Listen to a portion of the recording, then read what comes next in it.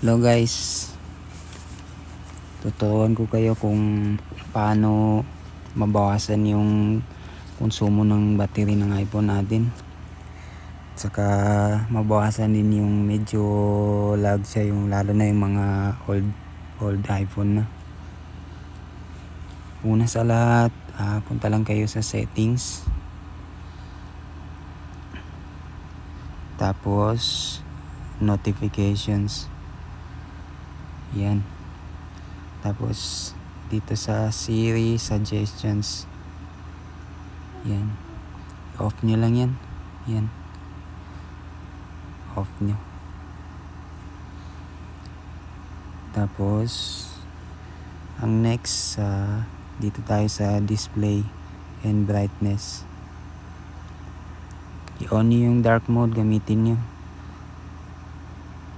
para mahina lang yung gamit ng battery. Tapos ang next, dito sa Siri and search, dito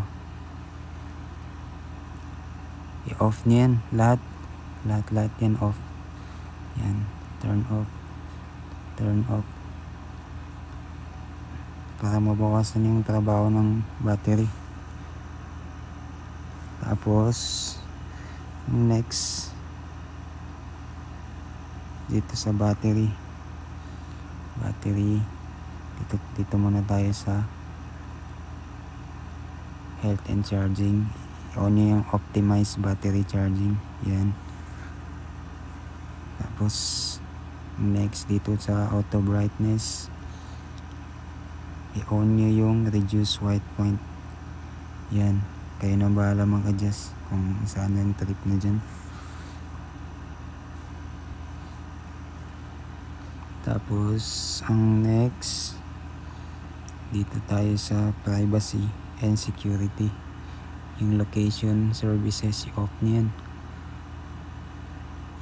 I-on nyo lang kung gagamitin nyo, tapos off nyo ulit para matagal malobat ang cellphone nyo.